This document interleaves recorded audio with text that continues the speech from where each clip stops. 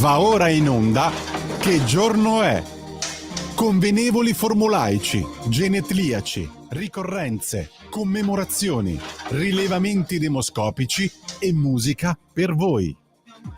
La verità è che sono cattivo, ma questo cambierà. Io cambierò.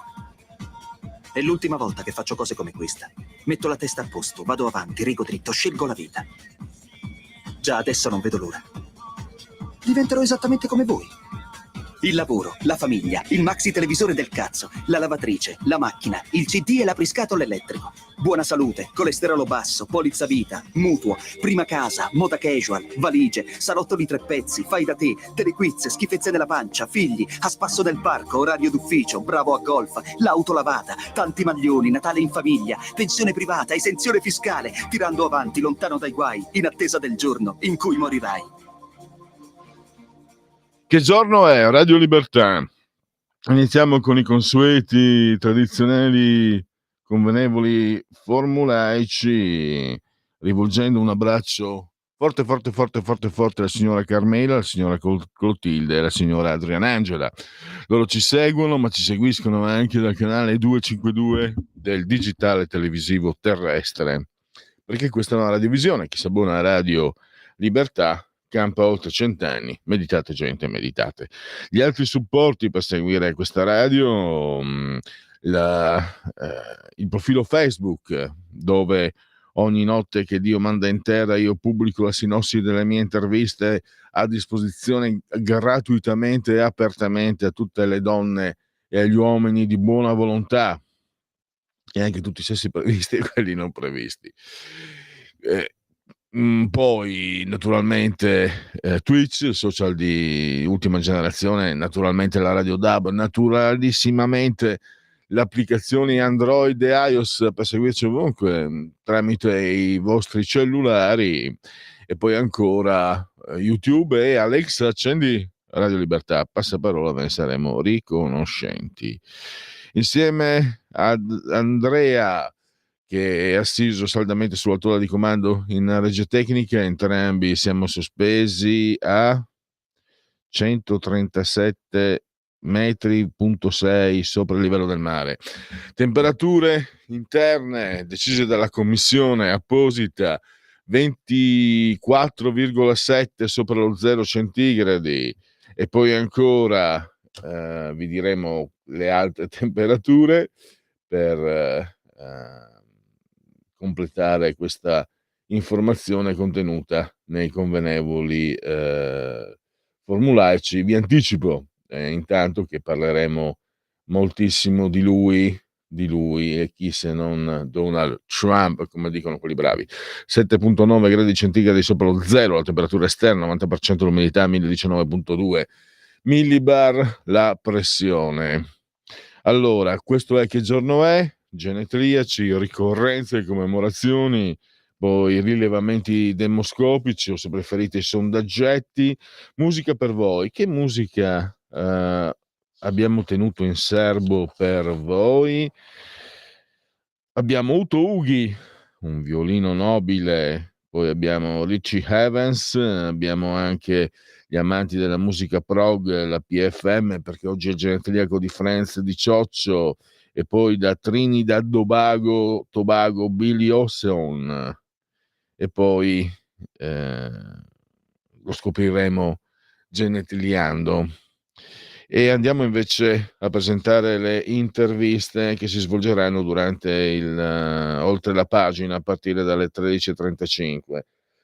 Allora, parliamo, il puzzone lo chiamano, chi non gli vuol bene, ma anche chi gli vuol bene, tutto sommato. Contro ogni previsione, Trump è tornato alla Casa Bianca, però ci fosse stato un po' di più attenzione, non era poi così sorprendente. Intanto perché, pensate, persino chi vi parla, Ciccio Barbocqua, l'aveva detto in tempi non sospetti. Guardate che senza il Covid, Trump nel 2020 vinceva. Il Covid ha strabuzzato tutto, e l'economia con Trump stava andando a gonfie vele, cosa che non si può dire durante l'amministrazione, che è stata completamente travolta è un'esagerazione, però è stata travolta dall'inflazione. Non sono riusciti in seguito alla crisi dei prezzi energetici a gestire. Per una volta sono stati più bravi gli italiani. L'Italia è il paese che ha gestito meglio il problema dell'inflazione di tutta l'area UE e anche rispetto agli Stati Uniti. Vi ricordate anche le immagini? Magari diciamo gli antipatizzanti evitavano di farcele vedere, però si vedeva insomma le informazioni serie, che fake news serie, ti facevano delle differenze di prezzi e il ceto medio che soffriva molto. Quindi prima di tutto c'è anche un movente di tipo economico che riporta Trump alla Casa Bianca. Se volete dire la vostra già fin d'ora, noi abbiamo le linee aperte 02 92 94 7222. Ci sono i 3 due finali 02 92 94 7222. Mentre per quanto riguarda il servizio dei WhatsApp il numero è 340 670 9659. L'ho detto male, lo ripeto, 340 670 9659. Se volete intervenire, naturalmente siamo a vostra disposizione. E allora parleremo di questo quadro economico, proprio nomen omen, il direttore di Economy, Sergio Luciano, che aveva già scritto tempo fa proprio di questi aspetti da tenere presente. E quindi attenzione che non esprimeva Sergio Luciano, a parte ci sono le cifre, i numeri eccetera, ma anche il New York Times, scrive Sergio Luciano nel suo editoriale nell'ultimo numero di The Economy, il New York Times aveva dovuto ammettere che lo standard di vita di una famiglia americana era migliorato molto durante i 3 anni di Trump precedenti alla pandemia. Insomma, diciamo che questo era quello che arrivava filtrato da 1000 diciamo antipatie, da 1000 quanto è stato odiato Trump, e alla fine l'ha avuta vinta. E quindi questo è una buona notizia per le tasche e i portafogli degli americani. C'è una prima telefonata, la parola a chi ce l'ha. Pronto? Buongiorno signor Pellegrin. Allora, Buongiorno. su Trump, perché secondo me bisognerebbe chiudere la guerra d'Ucraina, signor Pellegrin? Allora, Trump secondo me non abbandonerà Kiev, farà pressione anche su Mosca per negoziare. I vari orientamenti della sua squadra, cioè stabilizzare il rapporto con la Russia, sempre secondo me, è essenziale per l'agenda America First. Basta demonizzare il Cremlino e finiamola con impero illimitato. Tutto qua, io lo saluto e buona giornata. Grazie signora Lisetta, quello si dovrebbe essere l'indirizzo. Anche ieri parlavamo, Trump è uomo d'affari e per lui la guerra è solo una perdita di risorse. Vedremo, perché è chiaro che è appena cominciato. Ieri c'è stato un discorso molto aggressivo, solido, pregno, molto meno accomodante di come mi ricordo sia stato quello di 8 anni fa. Però c'è un quadro che è cambiato, secondo me. Io non sono qui per esprimere le mie opinioni, ma si chiacchiera. Questo che giorno è un contenitore. Io ho visto, oltre a un Trump che ritornando alla Casa Bianca era successo solo a un altro presidente nell'Ottocento, quindi è stato comunque un'impresa fuori dal comune. Questa volta rispetto a 8 anni fa mi sembra che i Dem siano al tappeto, perché se vi ricordate 8 anni fa proteste su proteste su proteste su proteste, addirittura Repubblica pubblicò una fake, la foto di una manifestazione di piazza Washington, solo che era del 96, non del 2016, però loro che sono quelli che denunciano le fake le possono fare liberamente. Io ieri ho visto, anche quando ha detto esiste solo 2 generi, maschile e femminile, mi sarei aspettato rivolte e tumulti, invece credo che la sinistra si stia leccando ferite molto profonde. Pronto? Sono Marco da Mantova, Pellegrin. Ciao. Allora, abbiamo notato tutti l'assenza dell'Europa all'evento di ieri, ad esclusione di Giorgia Meloni. Mi sembrava che dovesse esserci anche Orban, però nessun media ha parlato anche della presenza di Orban. Comunque vabbè, non importa. E questo deve farci riflettere, perché è vero che Trump non ha mai avuto un grande occhio benevolo verso l'Unione Europea, ma non ce l'avevano nemmeno i suoi predecessori, perché non ce l'aveva Biden e tantomeno ce l'aveva Obama. Questo cosa sta a significare? Che tutti i media, o comunque gran parte dei media, demonizzando la figura di Trump. Perché? Perché Trump potrebbe essere il seppellitore, e io spero, di questa Unione Europea, che sta andando a questo punto contro il mondo, perché Trump è stato chiaro: stop alla Green Economy, insomma al sogno europeo, si comincia e si ritorna a trivellare, basta le auto elettriche, ci saranno 2 generi sessuali, un maschile e una femminile. A questo punto tutto quello che è l'agenda europea per noi cittadini.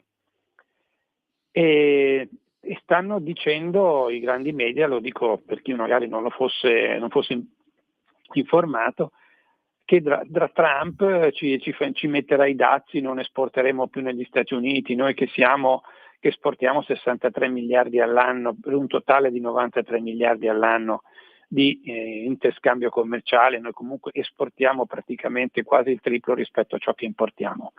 Ma io credo che la presenza della Meloni all'evento di ieri di Trump all'insediamento in Casa Bianca per noi sarà un'opportunità, perché ci saranno gli accordi bilaterali, quindi probabilmente gli Stati Uniti stabiliranno degli accordi bilaterali, come è sempre stato prima di questa costruzione europea antiumana, perché secondo me è antiumana, e quindi ci vorrà del tempo, ma molto dipenderà da quello che succederà nei prossimi mesi, da quanto accadrà in Germania tra un mese, perché tra un mese in Germania si va a votare, e a seconda di chi vota la Germania prenderà una posizione piuttosto che un'altra, e in Francia. Ultima cosa, Pellegrin, che non c'entra niente con l'argomento che stavo dicendo.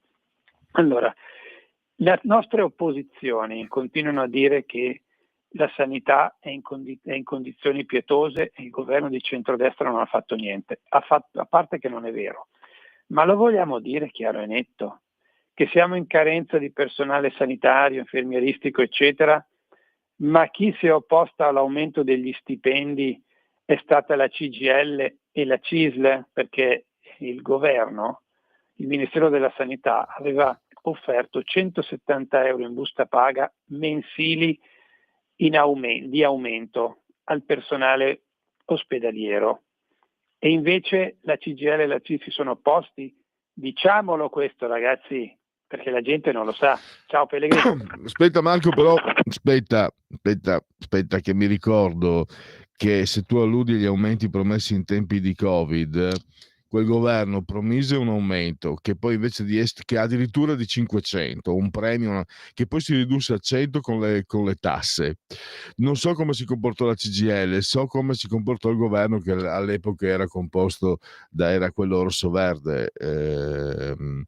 Francamente non so la CGIL, anche perché i sindacati all'interno, per quello che mi risulta per esperienza diretta, i sindacati all'interno del mondo degli infermieri contano niente, non hanno nessun potere, infatti non riescono a fare niente. Infatti gli infermieri si sono trovati per decenni con i contratti da rinnovare, proprio perché i loro sindacati non esistono, ma non perché sono pessimi come quelli di Landini, che sono pessimi, proprio perché non esistono, non contano nulla. Questo è quello che mi viene direttamente dal territorio, diciamo, rapporto empirico. Allora, Marco, non lo sento più, noi andiamo avanti. La sanità la stanno massacrando da tanti anni, adesso i nodi vengono al pettine e questo è un grosso guaio.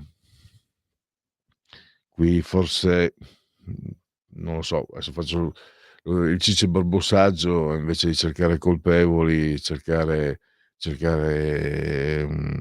purtroppo, come diceva anche Marco Amanto, è la sinistra che sbraita e non addirittura certe volte, poi i 5 Stelle, quando vedi l'Appendino, escono gli occhi dalle orbite dopo quello che ha combinato in piazza San Carlo a Torino quando era sindaco di Torino. Sono attacchi anche, per carità, non è che la destra quando l'opposizione sia diciamo tutta rose e fiori, però visto che l'argomento è serissimo perché ne va di mezzo la nostra salute e non stanno andando bene le cose, non stanno andando bene le cose, ma sul serio.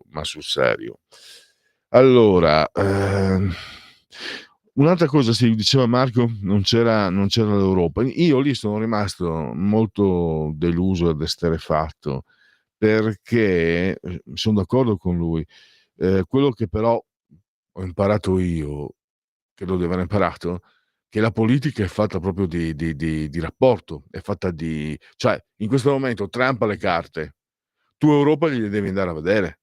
Anche se ti dà fastidio, anche se per te è il puzzone, tu devi andargliela a vedere, perché se no fai un'altra cosa, non fai la politica, fai altre cose secondo me.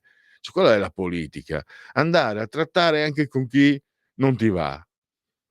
Allora vorrei capire, l'Europa tratta con Erdogan, che non è proprio, come diceva la nonna Vittoria, farina fa ostis, ma con Trump cioè gli Stati Uniti sono diventati improvvisamente un paese ostile, nemico, direi proprio di no. Gli Stati Uniti non avranno rapporti economici, quindi quello che diceva Marco è sacrosanto, ma proprio c'è una retratezza politica spaventosa, che è ancora peggio forse di quanto tante volte non sia stato detto da questi microfoni. Allora andiamo avanti, linee sempre aperte se volete intervenire. Comunque parleremo di tutto ciò con Sergio Luciano. Prima ancora con Silverio Allocca andiamo a vedere un po', non il dietro le quinte, ma si parla molto di Elon Musk e io, in base anche a un editoriale del professor Allocca che ci parla di questo Peter Thiel, spero che la pronuncia sia corretta, che è un po' il deus ex machina della Silicon Valley. Perché si parla molto, adesso Elon Musk è diventato una minaccia, quando nel 2020 ha votato Biden invece era un principino. Abbiamo visto anche Bezos, Zuckerberg erano là a baciare la pantofola del nuovo Sire, tutte cose normali. Quello che dice Silverio Allocca è che nella Silicon Valley, partendo addirittura da Marcuse, dai campus del 68, si elabora, insieme a tanta scienza, si elabora anche determinate teorie e quella che sta emergendo sempre di più è quella della tecnocrazia. Quello che ho notato io finora è che i Bezos, i Zuckerberg, lo stesso Bill Gates, Elon Musk sono sicuramente dei geniaci, dei geni, cioè anche quello che ha fatto Bezos con Amazon è spaventoso, ma non sono appunto in quanto tali geni, quindi pieni anche del proprio ego, non si sono mai, tra virgolette, consorziati, non hanno mai fatto un cartello per controllare, per far sì che tutto il loro potere si esprimesse in controllo. E questo Thiel potrebbe essere lui il coagulante di costoro, perché costoro, come vedete, non sono imprenditori. Musk, da cosa mi permetto di dirlo? Dal fatto che, per esempio, loro non guardano il guadagno, guardano il profitto. Cioè Zuckerberg ha annunciato che ne licenzierà migliaia, Musk ne licenzia nastro, come si diceva da giovani.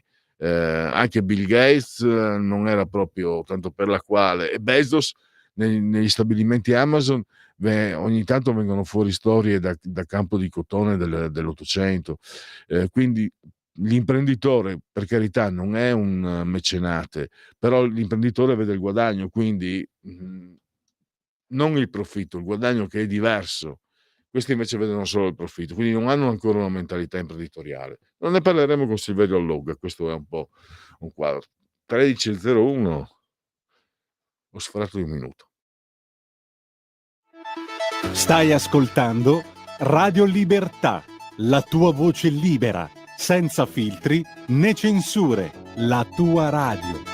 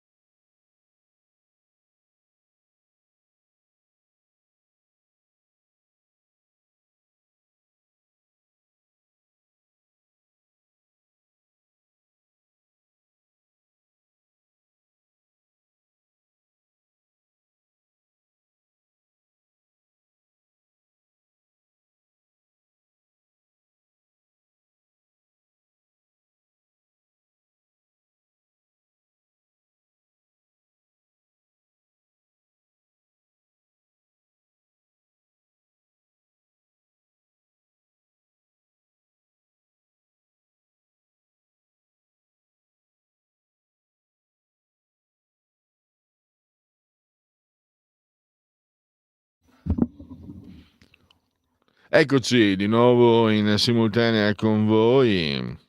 Allora, la presentazione di Oltre la pagina ve l'ho fatta. Trovate sempre la sinossi sulla pagina Facebook e quindi iniziamo con i genetriaci veri e propri, genetriaci, ricorrenze e commemorazioni del secondo giorno di piovoso mese del calendario repubblicano.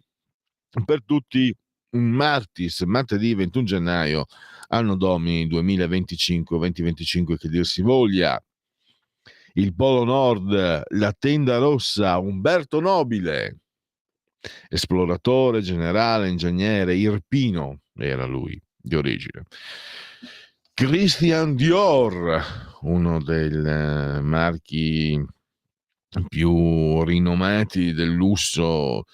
Il lusso è libertà. Quando la donna veste bene, sa che l'uomo la guarda come se non indossasse niente.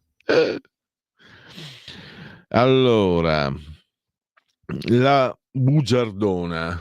Pensate, io ce l'ho qua, si dice in dialetto, me la son piccata qua, perché Camilla Cederna, quando ero ragazzo c'erano Oriana Fallaci e lei.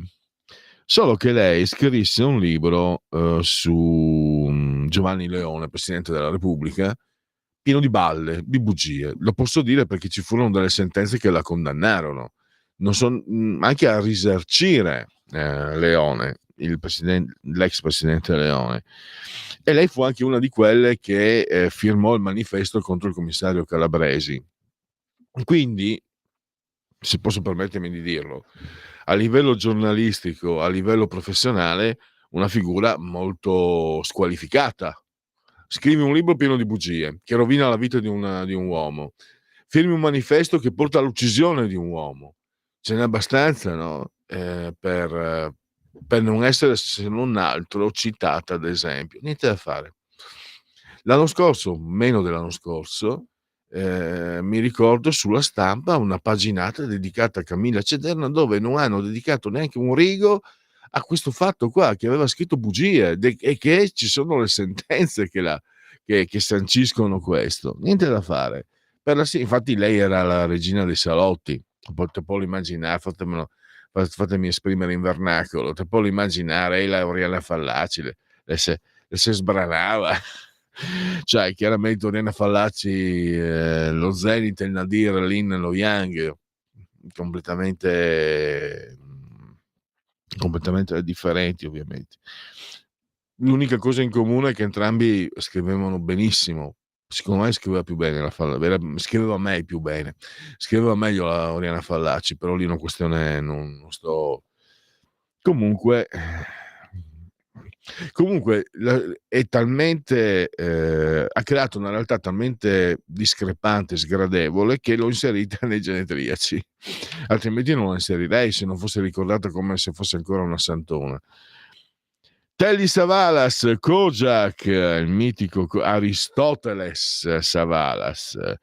Kojak, il personaggio televisivo che tanto successo ha avuto anche in Italia, nel mondo, ma anche come attore ha ricevuto una nomination, non un Oscar. L'avete sentito Lorenzo, c'è anche Donna Sveva che ci ha raggiunti, ha messo nell'intervallo la sigla di Ben Hill. Tu li avevi mai visti le comiche di Ben Hill? È morto nel 1992 addirittura, anche se ogni tanto le TV le trasmettono.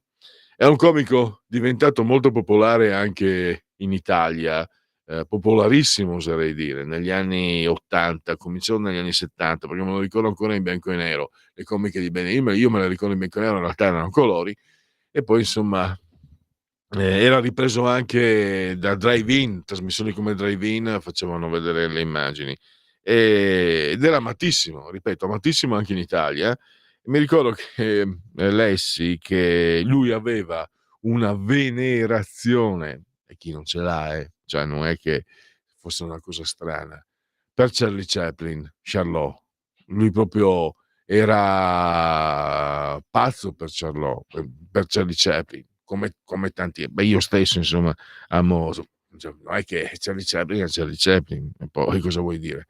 Non c'è molto da aggiungere. E mi ricordo che fu anche, era un po' colpiva, era un po' commovente.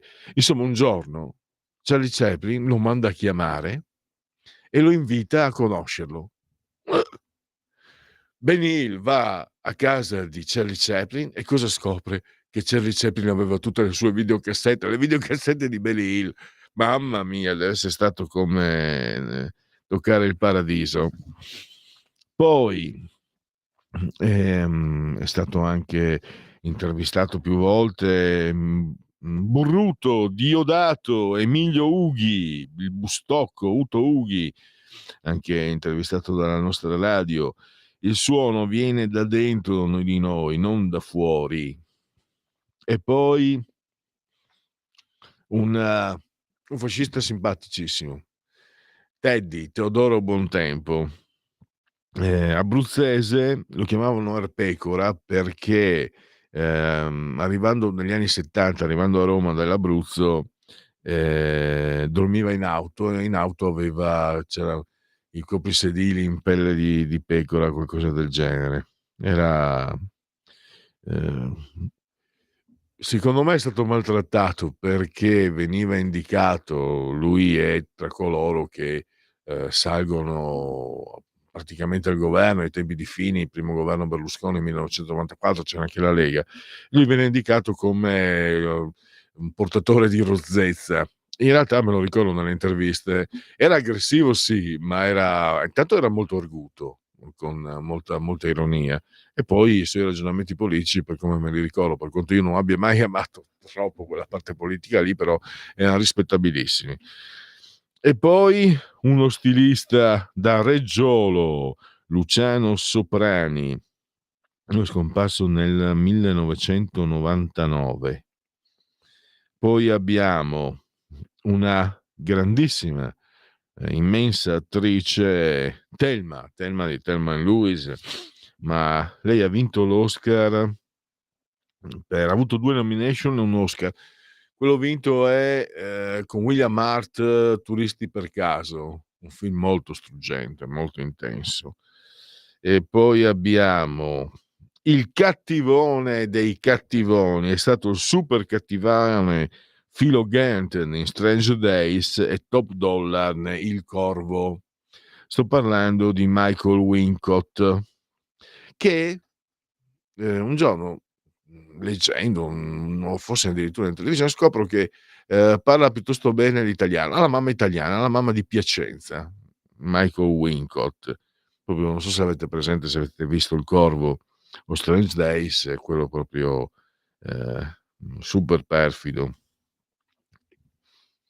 Lei era figlia d'arte, non nel nome del padre, perché era veramente bravissima. Sto parlando di Marie Trintignant.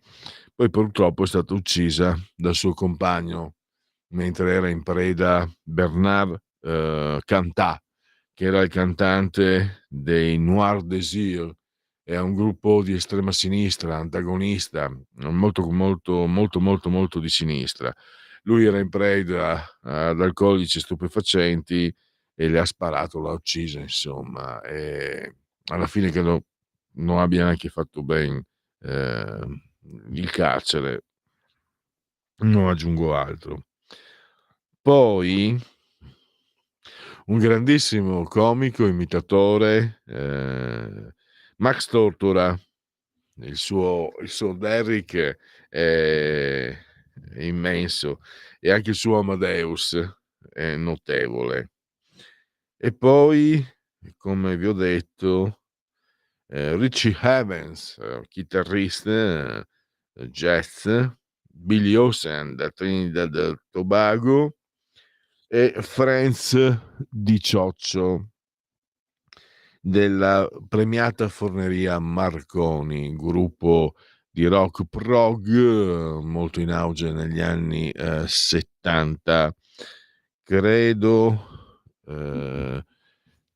forse sia stato anche intervistato dai nostri amici del mondo di Tarkus. Non vorrei, forse mi ricordo male, forse no, non lo so, ma mi sembra che lo avessero Sandro Roda, la trasmissione all'epoca mi ricordo era fissa lunedì alle 10, 9:30, 10. Mi sembra che l'avessero intervistato, ma adesso potrei sovrapporre i ricordi. Allora io direi quasi quasi, se non ci sono telefonate, eh, c'è un messaggio. Allora, Alberto da Pordenone. Divertente ieri sera a 8:30 vedere Giannini che aveva sensi di rigurgito. Ha detto che con l'amministratore Biden gli USA andavano benissimo in moltissimi settori economici. Ha criticato i grandi magnati statunitensi che fino a prima erano gli stessi che avevano appoggiato i vari Clinton, Obama, Biden e compagnia. Alberto, intanto grazie, io non guardo quelle trasmissioni, a parte che sono ancora al lavoro quell'ora lì tante volte, ma evito, anche se non sono al lavoro, evito. Ehm, per me questo Giannini è un mistero, perché tu anche in quello che detesti di più, anche nell'avversario, anche nel nemico, anche in quello che ti sta antipatico, vedi qualcosa che può giustificare, che può in qualche modo spiegare e che può dare conto, no? Di un valore, Giannini non ce la faccio proprio. Cioè, non me lo spiego. Ha infilato figuracce su figuracce, stava distruggendo la Stampa, il quotidiano storico come la Stampa. Aveva fatto quella chat del 25 aprile, gli hanno riso dietro anche i topi per strada, insomma, ne ha infilate una peggio di quell'altra. E poi quell'articolo orrendo che aveva scritto sul Venerdì, citando impropriamente Giorgio Bocca, che se lo sa Giorgio Bocca siccome Giorgio Bocca è andato all'inferno, perché uno come Giorgio Bocca può andare in paradiso, Giorgio Bocca va all'inferno per divertirsi, uno così, una, mamma mia che personaggio che era. E siccome se c'è Giorgio Bocca che viene citato da Giannini, torna dall'inferno, gli dà via 2 patafoni, come ti permetti? Perché era dicendo che Giorgio Bocca diceva vorrei sentirmi svizzero, eccetera, citando poi il discorso di Mattarella, finalmente torno a sentirmi italiano, contento te, voglio dirgli. C'è un'altra telefonata, pronto? Pronto, ciao Pier, sono Marco da Torino. Ciao. No, ti ricordi benissimo, è stato intervistato anni fa e lo confermo perché ho avuto il piacere e l'onore di parlargli in diretta anch'io a Fendi Cioccio, per cui notizia giusta e corretta.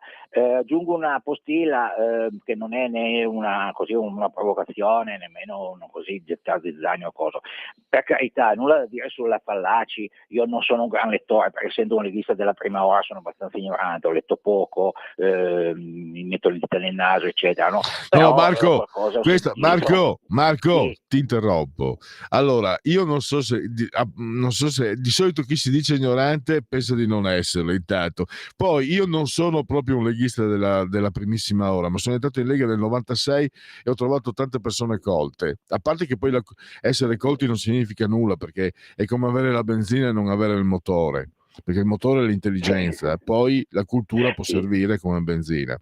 No, ma volevo fare giustizia dei leghisti della primissima ora, che Sì, ma fossero... ovviamente non è che io adesso mi incessi, però è una provocazione, sai, non siamo stati definiti così, è proprio questo che voglio riallacciarmi. La signora Fallaci, per carità, pace la mia sua, nient'altro da dire, però si è diciamo svegliata, si è ingaluzzita quando gli hanno buttato giù, lei vive venuto, tu mi pare in America, quando gli hanno buttato giù hanno buttato giù le torri gemelle, eccetera, eccetera. Allora ha incominciato a dire cose peraltro giustissime, condividibilissime, cioè, per carità, anzi che abbiamo già detto noi anni fa.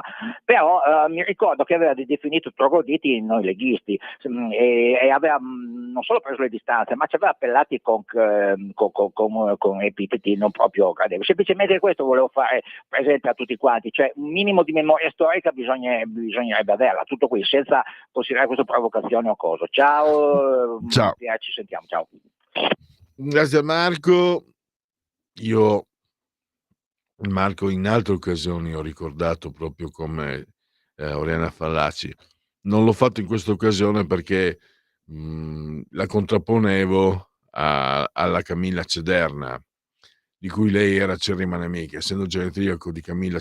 Non volevo parlare di Oriana Fallaci, è stato solamente uno strumento per riportare la grande contrapposizione. Me lo ricordo, hai ragione. Come hai fatto bene, sì, perché io mi permettevo di ricordare queste cose di Oriana Fallaci quando Oriana Fallaci era diventato il mito di tutti, dai politici di più alto livello all'ultimo militante. Non toccargli Oriana Fallaci, dicevo sì, però questa ci aveva insultato. Però devo dire una cosa, che la storia di Oriana Fallaci nel suo insieme comunque ha uno spessore che è come Giorgio Bocca. Giorgio Bocca prima sta con la Lega, sono i nuovi partigiani, e poi ci si mette contro.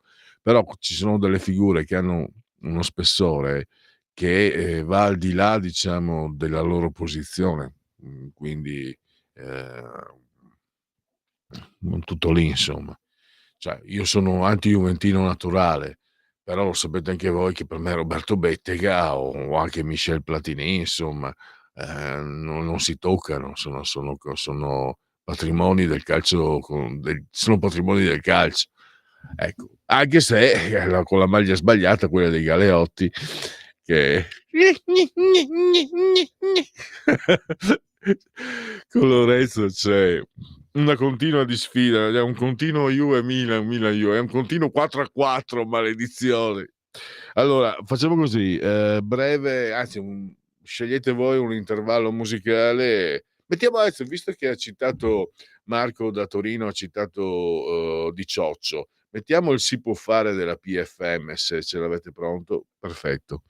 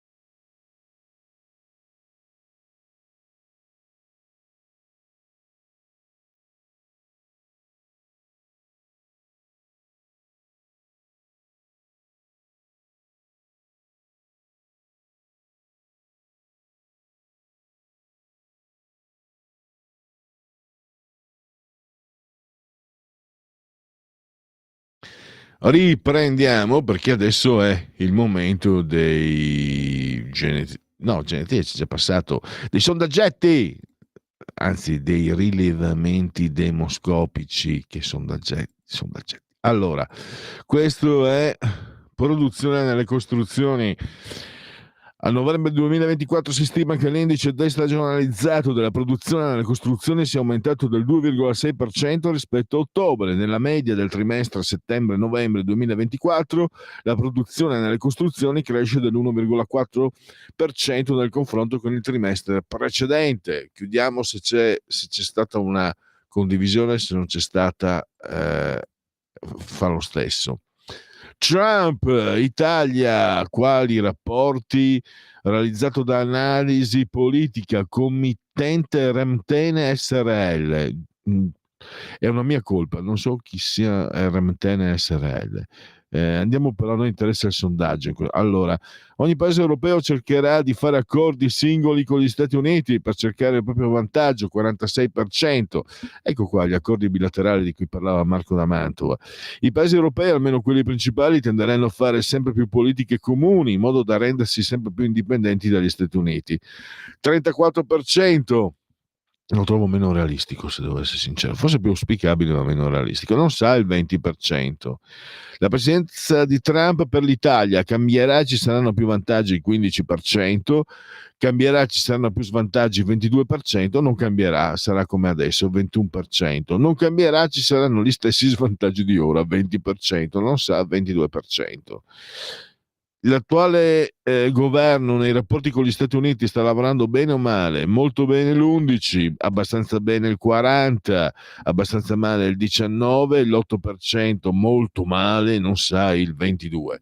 Togliamo condivision, andiamo all'ultimo, sono le 13:29, vediamo se ce la fa. Azione Lepre, come si diceva nel militare, Tecne, committente agenzia Dire. Fratelli d'Italia 29,8%, Partito Democratico 23,1%, Forza Italia 11,5%, 5 Stelle 10,5%, Lega 8,6%, Verdi e Sinistra 6%, Calenda 2,7%, Renzi Italia Viva 2,1%. Scusate.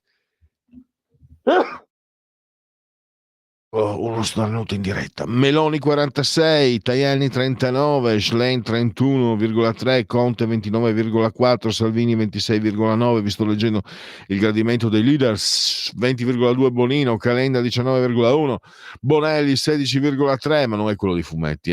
Frattoianni 16,3, Renzi 13,8. Il borsino del governo 42 a fiducia, il 50,4 non ne ha, non sa, il 7,6. 13:30, intervallo. Avete ascoltato Che giorno è? Scegliete la vita, scegliete un lavoro, scegliete una carriera, scegliete la famiglia, scegliete un maxi televisore del cazzo, scegliete lavatrici, macchine, lettori CD e apriscatole elettrici.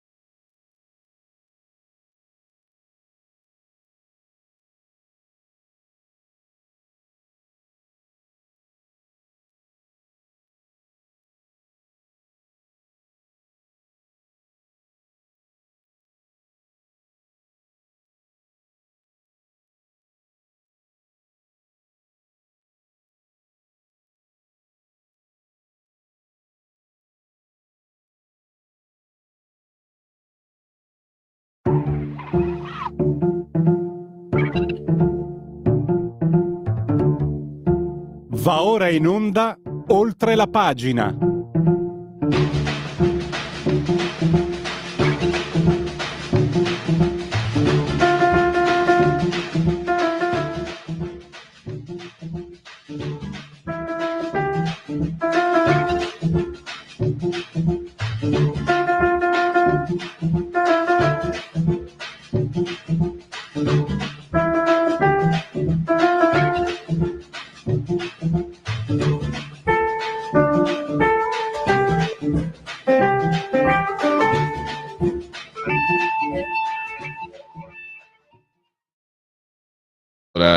Ancora in simultanea, in diretta con questa volta Oltre la pagina, ma ovviamente l'emittente è sempre la stessa, è sempre Radio Libertà. Allora, stiamo cercando di metterci in collegamento con Silverio Allocca per parleremo dopo con Sergio Luciano più direttamente di Donald Trump. Adesso con Silverio, col professor Allocca, cerchiamo un po' di capire quello che si muove, quello che potrebbe muoversi. La Silicon Valley, il mondo della Silicon Valley, perché non parlare anche di tecnocrazia, l'intelligenza artificiale è tra noi. E quindi in questo articolo che potete trovare open al nuovo giornale nazionale.com online, si parla proprio di questo sistema. Allora, mi sembra che non sia raggiungibile, vediamo un po'. Sì, adesso facciamo così, metti rapide, chiedo scusa, sono gli inconvenienti della diretta, come diceva De Curious. Allora, mettimi un jingle così provo a vedere di non averti scritto il numero sbagliato.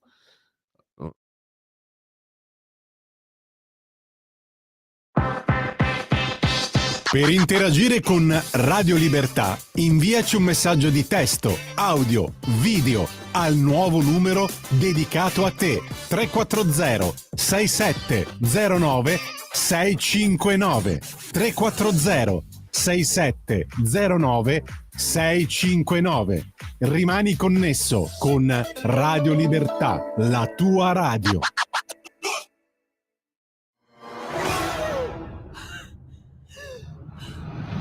Pensa a respirare. Ora abbandonati. Che cosa vedi? Luce, oscurità, l'equilibrio. È tanto più grande. C'è stato un risveglio. Hai sentito? Conosco una sola verità.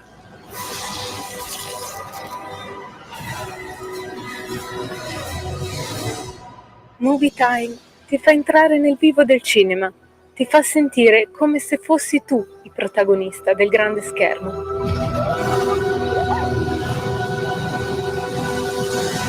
Ogni sabato dalle ore 16.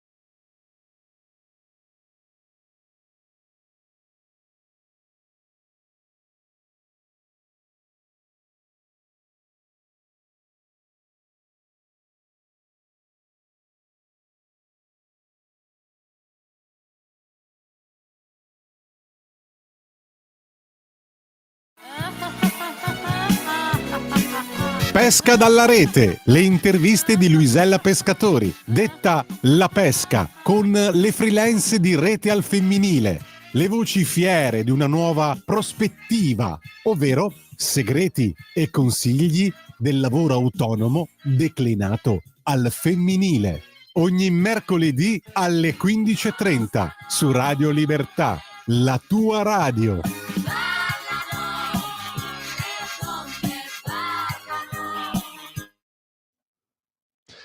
Allora, eccoci sempre in diretta con Radio Libertà, oltre la pagina. Ciccia Barbò perde colpi, è l'età che passa. Allora, c'è stato un qui pro quo, tutta la responsabilità è colpa mia.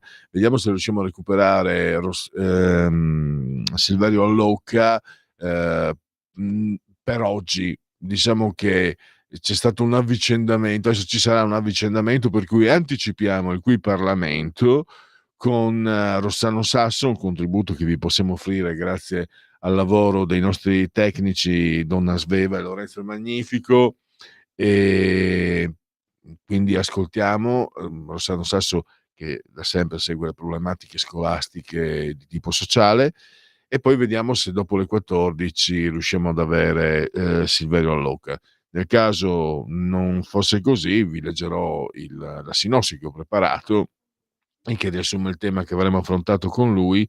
Chiedo scusa a tutti per questo qui pro quod, e partiamo con Rossano Sasso e poi diciamo ci aggiorneremo cammin facendo.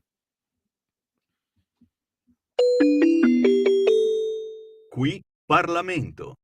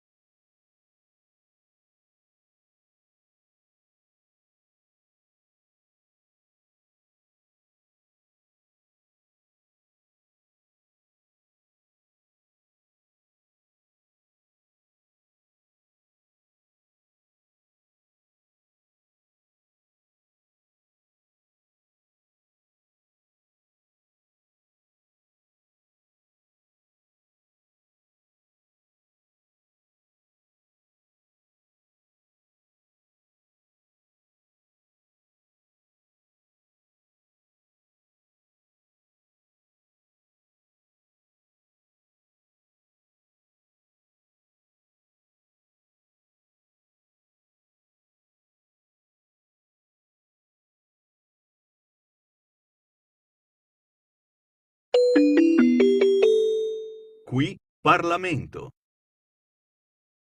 Allora, riprendiamo, apriamo anche le linee 0292947222, il numero per la diretta, mentre 340 670 9659 è il numero per il servizio di WhatsApp.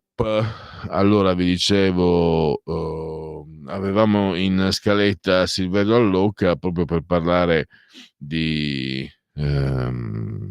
questo Thiel, il boss della Silicon Valley.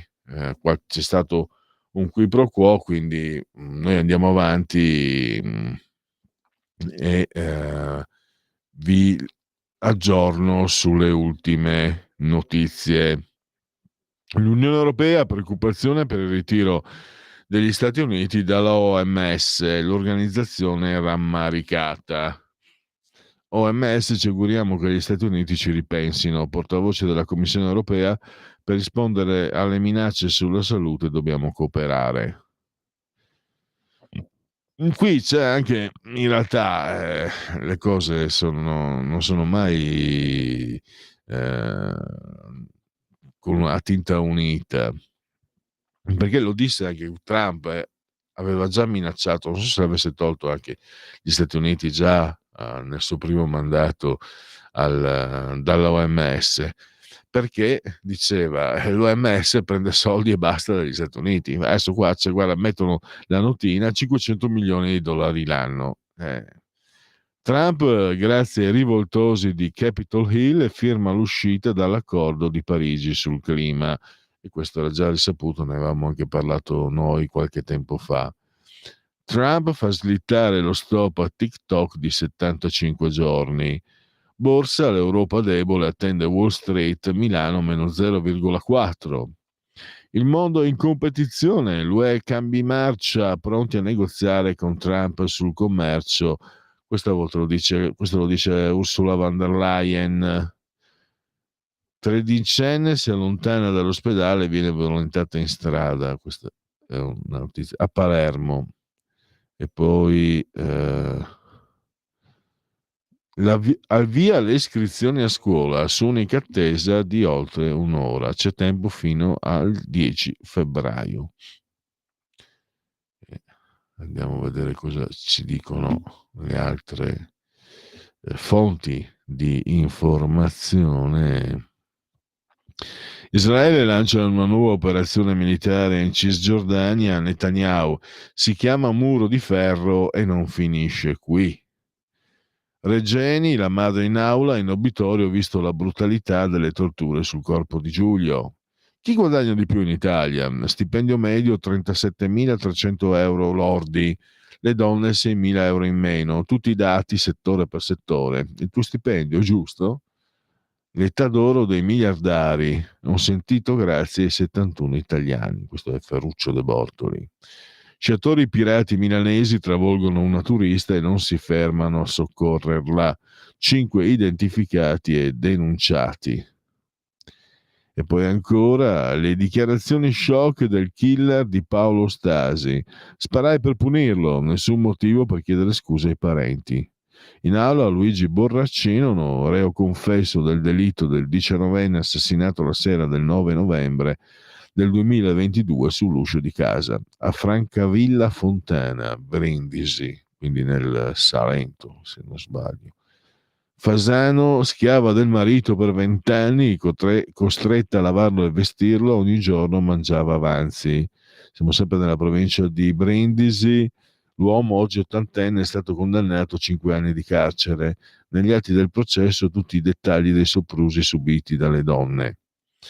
Tredicenne ricoverata in ospedale, litiga con la madre e si allontana, poi viene violentata in strada. A Palermo si ferma la Candy, dalla Beko alla Electrolux, la crisi delle industrie del bianco lombarde. Il giallo di Katie Skerl, trovata morta 41 anni fa, i legami col caso Orlandi e la premonizione del padre. Trump vara 100 decreti.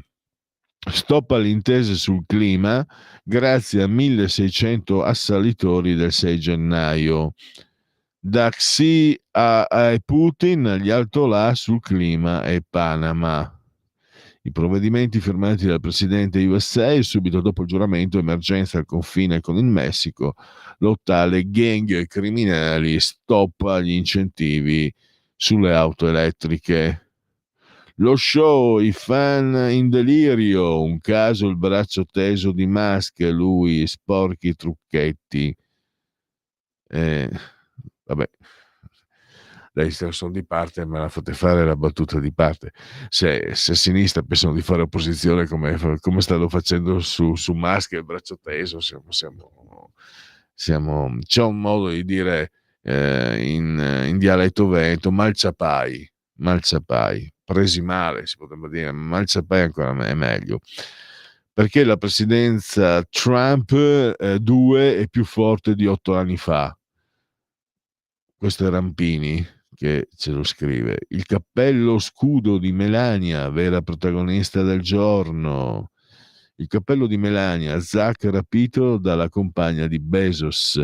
Tutti i migliori meme dall'insediamento di Trump. Trump firma l'ordine per cancellare gli Ussoli, ma può farlo. Gli ostacoli al ruolo della Corte Suprema. Musk e le polemiche per il saluto romano, ripetuto 2 volte. Le smorfie di Elon Musk alla cerimonia, Strabuzze alza gli occhi al cielo. Rivendicazioni a tono messianico, cosa riuscirà a fare Trump? Questo è il direttore Luciano Fontana del Corriere della Sera. Berlusconi, la famiglia Lorenzo Sveva, rassegniamoci anche Berlusconi, la famiglia non vende più Villa Grande. So che ci avevamo fatto un pensierino noi 3 qua, 7.000 euro al metro quadro. Niente, a Roma proprio Sveva, proprio a casa tua, ma non vende, quindi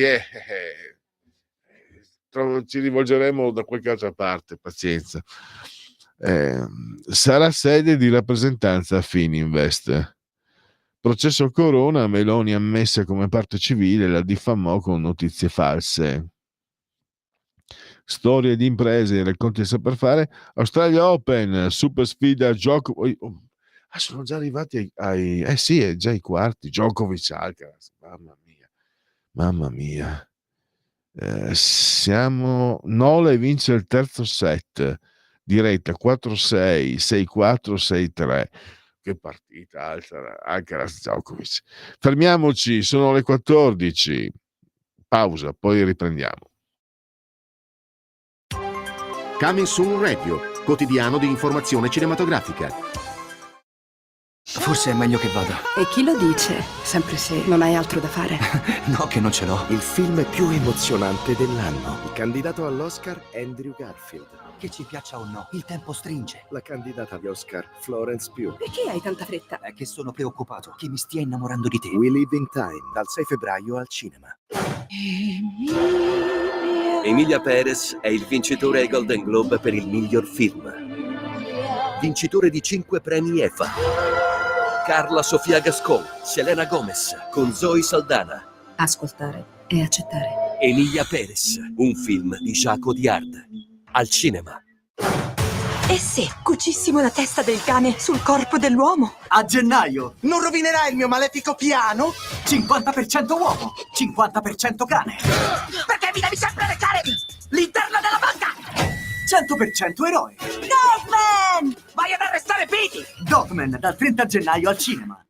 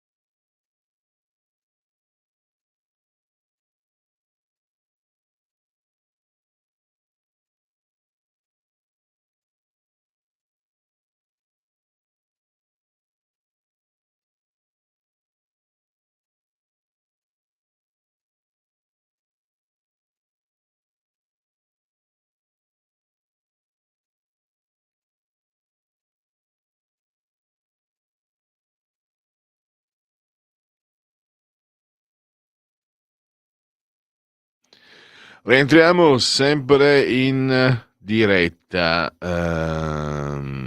sempre Radio Libertà, sempre oltre la pagina. Non siamo riusciti, devo dire, per questioni che dipendono dalla mia diretta responsabilità, colpa mia. Non abbiamo avuto l'ospite, noi continuiamo comunque perché il pan non ci manca. Poi comunque alle 14.35 avremo Sergio Luciano per parlare proprio più direttamente di Trump. E se volete intervenire, linee aperte 0292947222, magari per commentare, anche per dirvi cosa me ne sembra di questo Trump 2, parte seconda la vendetta. Tra l'altro, io avevo preparato la sinossi, Trump parte seconda la vendetta, io l'avevo messo il punto di domanda, ma ho visto, mi hanno copiato, ho visto, lo dico scherzando, comunque sta di fatto che Repubblica e Il Fatto hanno avuto lo stesso titolo, Trump 2 la vendetta, ma il mio non era un titolo, era un incipit comunque. Le mie sinossi non hanno titolo. Allora, andiamo a vedere i messaggi vostri sul WhatsApp. Urca, altro che prima fila, pare che la Melona fosse in ultima fila e finita in piccionaia, era meglio se stava a casa, era più dignitoso. Intelligente Salvini che non è andato. Questo è un messaggio di fatemi vedere se ascoltatore o ascoltatore. Poi abbiamo un altro messaggio, mi sembra, scusate, sto pasticciando con WhatsApp. Ecco qua, eccolo qua. Dunque,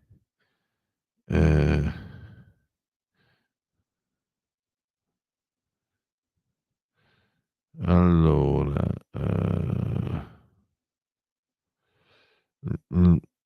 allora, no, questo non riguarda me, credo. Lo so, ma che fatica, lei legge molto bene, peccato che si lascia andare a prosopopee che spesso non servono. Mi piace lo spazio della musica indipendente, resto da dire. No, non mi riguarda, io musica indipendente la rifuggo. Prosopopea forse sì, ma non leggo bene. Quindi è arrivato alle 13.57 questo messaggio, ma probabilmente sono i problemi con WhatsApp. Io, lo sapete, sono un paresiarca, non riesco, dico le cose che dico sono le cose che penso. Silverio Longo purtroppo non l'abbiamo come ospite per colpa mia, perché ero convinto di aver mandato la conferenza. Avete presente con WhatsApp? Scrivi la risposta e poi non mandi l'invio, perché magari lo gestisci sul desktop, sul computer, sul cellulare, ti sembra, sei sicuro di avergli dato l'invio, non gliel'hai dato. Non gli ho dato l'invio nei giorni scorsi per oggi, perché era in ballo 2 date, 2 orari, 2 giorni, sempre alle 13.35, ma oggi e domani. E probabilmente questo ascoltatore o ascoltatrice ha fatto partire la risposta che era alle 8.33 e quindi c'è stato uno scambio alle 8.33 e quindi e poi è partita a 13.47. Vediamo invece cosa c'è 01, se più sì, questo dovrebbe essere più inerente a questa trasmissione. Io voto Lega dal 1992, un passato da militante, ho seguito prima Bossi, poi Salvini, Roma, Bologna, Firenze, Verona, decine di Pontida. Adesso le mie idee non sono più aderenti a queste idee di Lega. Credo che non voterò più, non serve a nulla, anche questo governo si è piegato alla volontà della Ursula di Biden, eccetera, eccetera. Quindi un certo sconforto.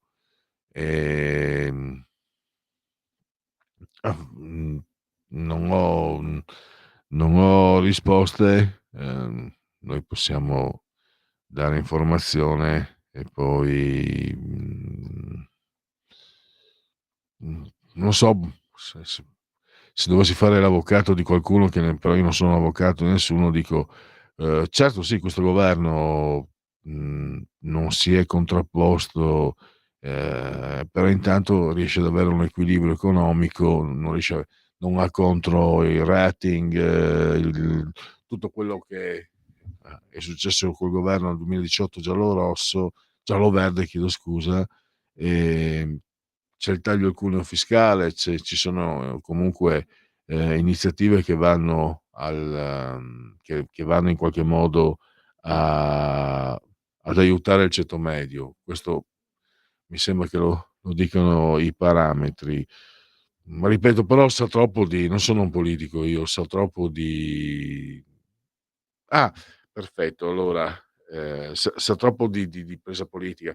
Io ogni giorno, comunque quasi ogni giorno, cerco sempre di offrire anche letture economiche, cioè ospiti addetti ai lavori di economia e, mi sembra che alla fine il quadro sia di un comportamento nella direzione economica che va incontro a quello che erano state le promesse, cioè l'aiuto al ceto medio. Quello mi sembra ci sia. Poi, basta, perché rispetto moltissimo anche la posizione comunque un po' ormai sfiduciata di questo ascoltatore e ascoltatrice. Allora, nonostante i miei errori, nonostante i miei sbagli, vedete essere sinceri, vedete che essere sinceri si viene premiati certe volte, perché a quanto pare, nonostante le mie responsabilità, Silverio Locca ha risposto e quindi adesso passeremo 10 minuti facendoci spiegare le acque che si agitano nella Silicon Valley, dove lo spettro di Marcuse dei camp del 68 non è mai stato rimosso. Allora, intanto, prima ancora che benvenuto, grazie e scusa, soprattutto scusa professore, benvenuto Silverio Allocca. Di nulla, avevo avuto un problema di campo e non ero riuscito a rispondere, grazie a voi. Sì, no, però Silverio, tu sei un signore. Io l'ho detto ai giocatori, agli ascoltatori, io purtroppo mi sono dimenticato di darti la conferma per oggi e quindi ti ho preso in contro. Ecco, perché era per mercoledì, se non ricordavo male. Tu mi avevi detto martedì o mercoledì, meglio martedì.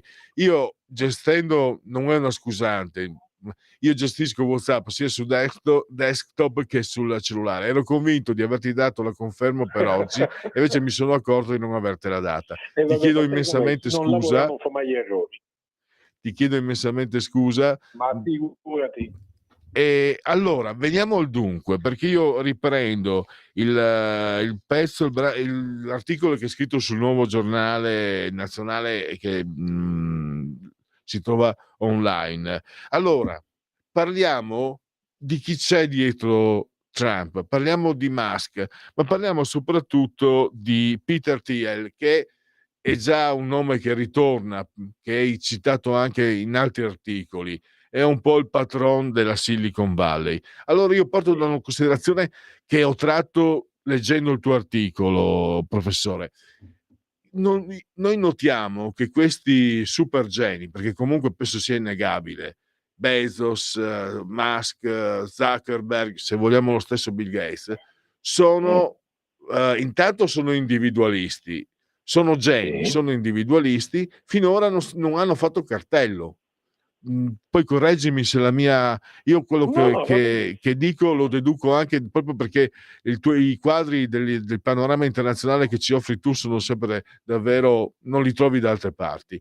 E allora, e quindi in un certo senso non sono nemmeno imprenditori, perché se andiamo a vedere non puntano al guadagno, puntano al profitto. Loro licenziano, spaccano tutto. L'imprenditore che punta al guadagno investe, sta attento a non spaccare. Quindi fino adesso li abbiamo avuti, sono stati i loro prodotti sono stati molto molto invasivi, ma hanno portato ad avere per loro grandi immensi profitti.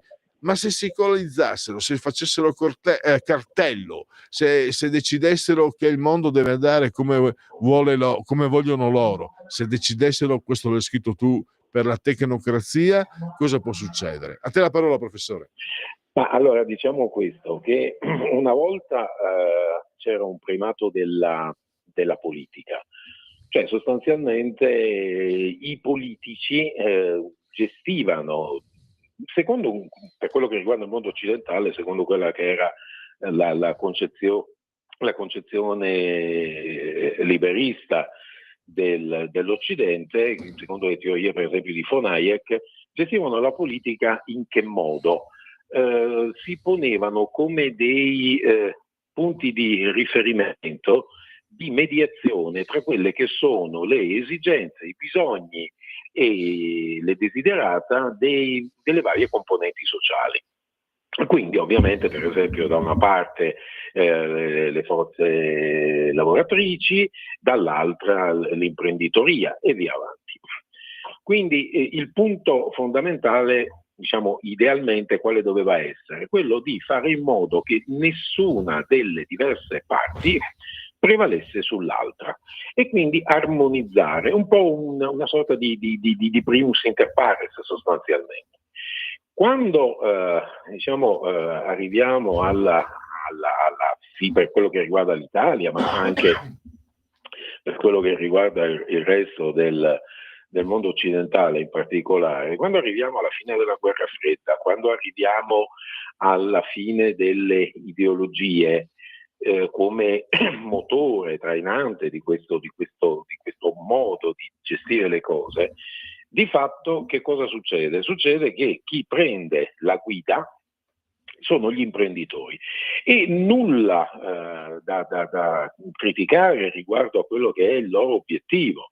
Cioè, l'obiettivo dell'imprenditore è il profitto, quindi creare posti di lavoro, creare imprese, allargare il fatturato, eccetera, eccetera, però con delle logiche solitamente di breve, medio periodo.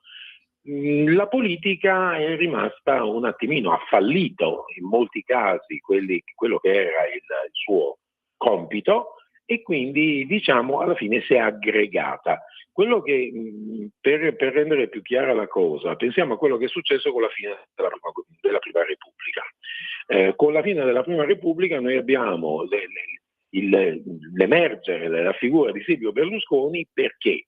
Perché arrivati a un certo punto la vecchia politica è andata allo sfascio, ha gestito le cose semplicemente in modo clientelare e per accumulare tutta una serie di privilegi. A un certo punto, sotto il peso di quelli che sono stati gli scandali dell'epoca, Berlusconi dice: benissimo, allora bisogna fare qualcosa, mi ci metto io, e crea un suo partito, un suo movimento populista, criticabile finché si vuole, ma intraprende un percorso, una via. Quello che noi possiamo vedere che è accaduto, che sta accadendo negli Stati Uniti, anche a partire dalla Silicon Valley, che cos'è? È che anche lì, tutto sommato, finita la guerra fredda, arrivati a un certo punto c'è stata, per esempio, tutta una spesa, un surplus di spesa militare, c'è stato un impegno fortissimo degli Stati Uniti all'estero per costruire basi, per creare teste di ponte, per cercare di plasmare quello che era il futuro del pianeta. E finita la guerra fredda, ok, alla fine manca il nemico, perché un elemento che non si considera mai è che le strutture bipolari sono fondamentali per un motivo, perché sono autolegittimanti.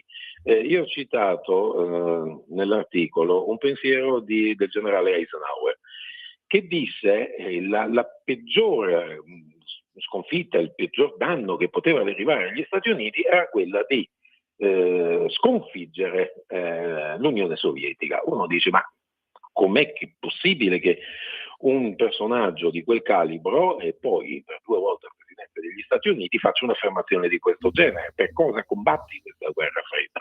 Ma lui giustamente coglieva un elemento fondamentale, che era stato colto anche da Bismarck quando disse: uno statista, quando non ha un nemico, se lo crea. Perché? Perché nel momento in cui c'è il confronto, noi abbiamo che si viene a creare una situazione fondamentalmente di equilibrio e di autolegittimazione, perché l'esistenza dell'uno è motivata dal fatto che deve contrastare il pericolo dell'altro.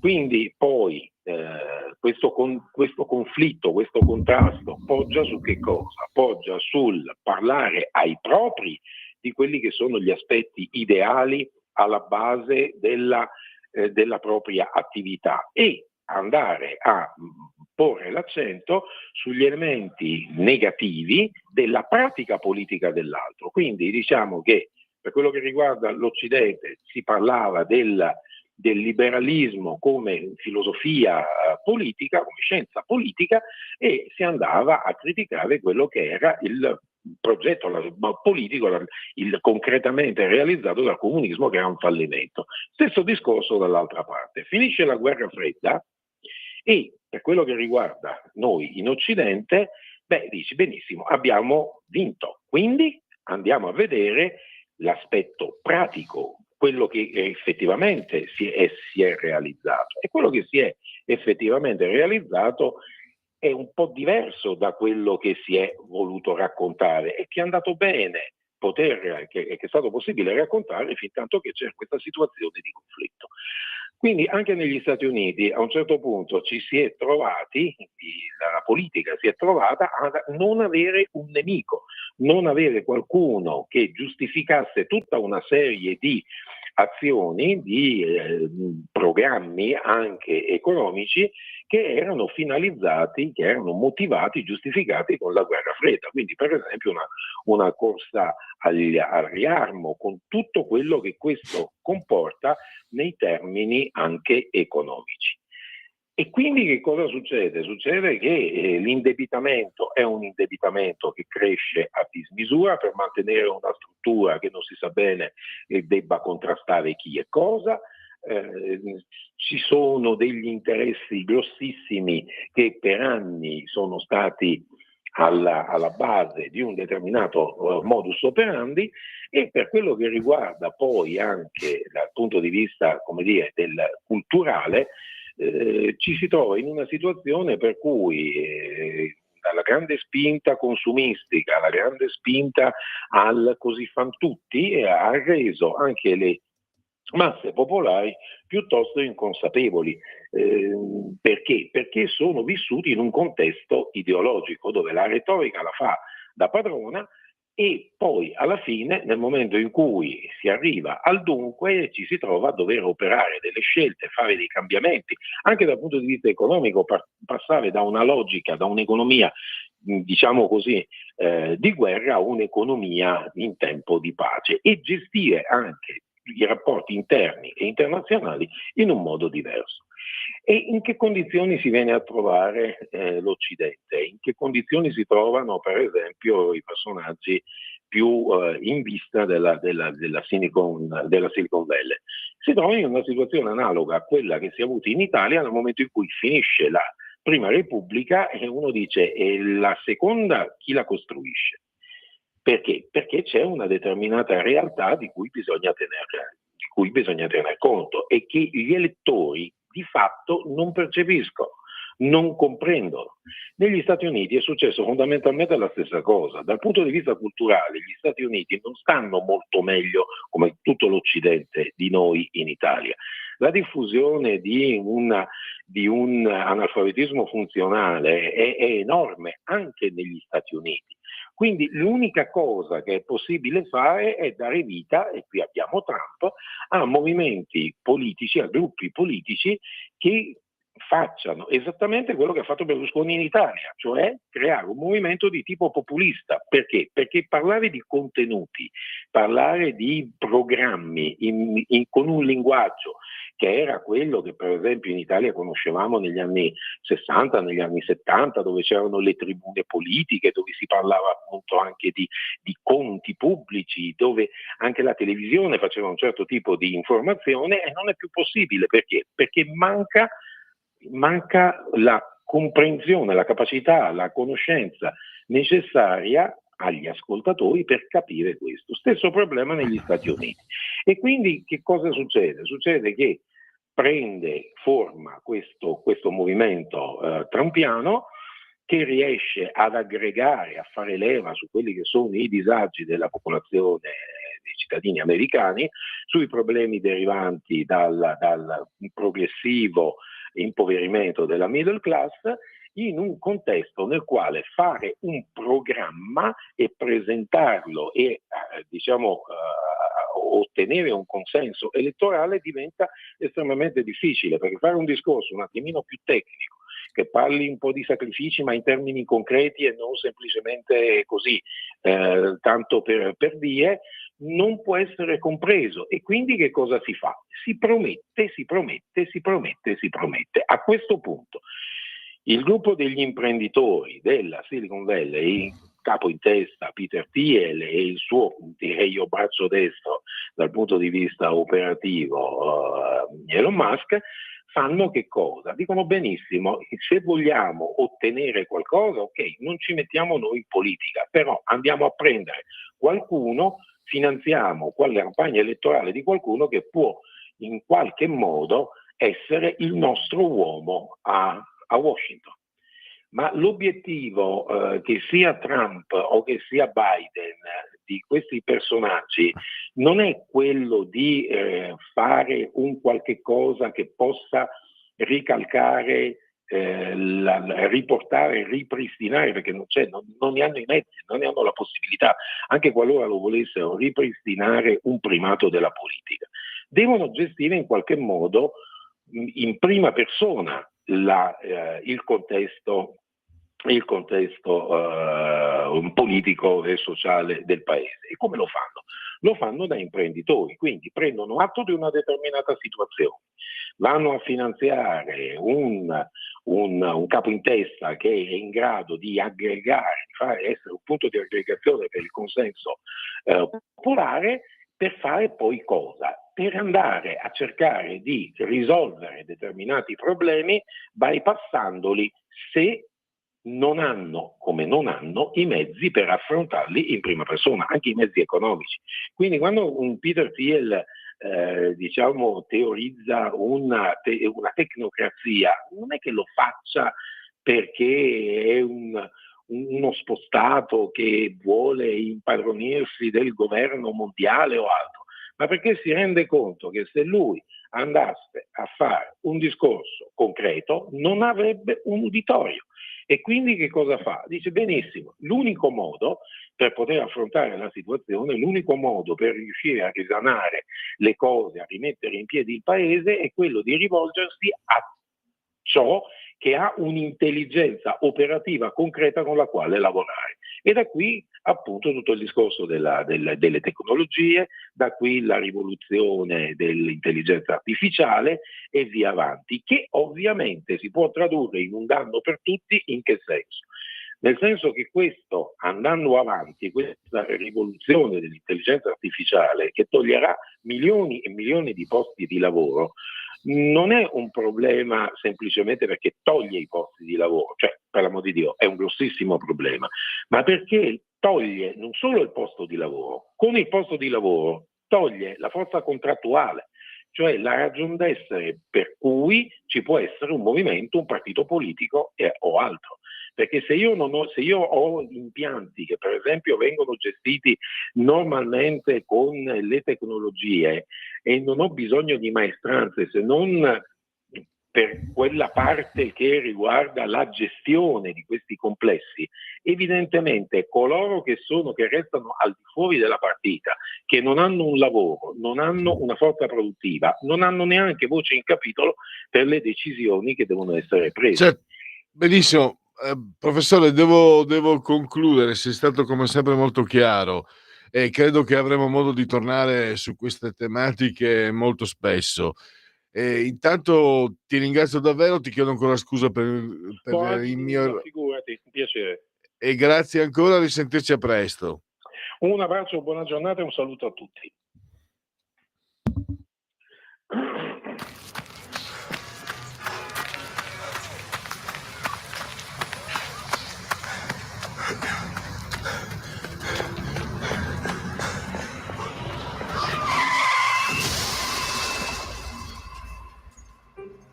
In prossimità degli attraversamenti pedonali, rallenta e fermati. Quando dai la precedenza ai pedoni, metti al volante la sicurezza. Resta sulla buona strada. Campagna del Ministero delle Infrastrutture e dei Trasporti. Lo amiamo perché ci offre sempre le cose più buone e naturali. Linea Alberto Acerbis. Allora, buongiorno cari amiche, buongiorno cari amici di Radio Libertà, da Alberto Acerbis. Allora, voglio darvi due consigli, a parte che dopo tanti e tanti anni sapete bene che per noi il Natale è un momento importante perché c'è l'olio nuovo, c'è la raccolta delle olive e c'è il Natale. Quindi sapete che noi facciamo delle confezioni natalizie straordinarie, uniche, che non si trovano nei negozi, nelle botteghe, cioè non è quella confezione che tu paghi a Natale 40 euro, a Santo Stefano te la regalano se compri le mutandine, no, noi facciamo delle confezioni uniche con il nostro olio, i nostri prodotti genuini, straordinari, a un prezzo, abbiamo fatto un sacco di confezioni per accontentare tutti, però sono un numero chiuso. Se volete informazioni chiamate 030 68 40 408 oppure potete visitare il sito olioacerbis.com e ordinare anche da lì. Confezioni natalizie Acerbis, qualità, genuinità e amore per la terra. Chiamate o visitate il sito olioacerbis.com.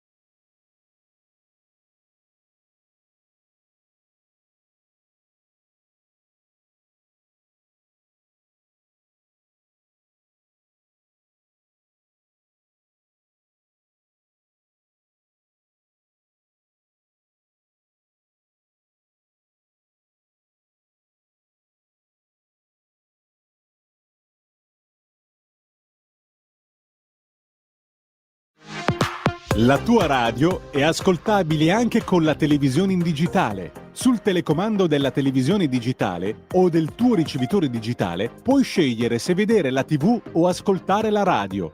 Risintonizza i canali radio e troverai anche Radio Libertà, canale 252.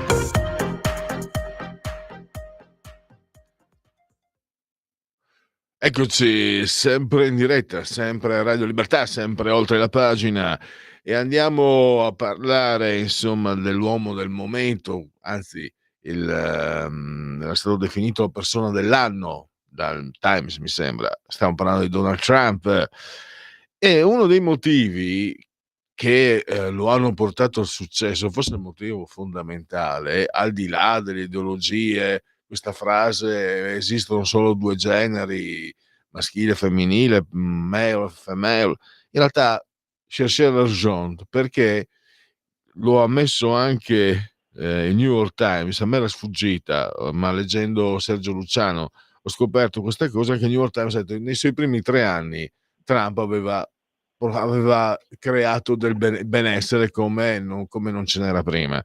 Non solo, questo mi ricordo, l'avevo detto persino io mesi fa. Guardate che Trump, se non ci fosse stato il Covid, nel 2020 sarebbe stato rieletto.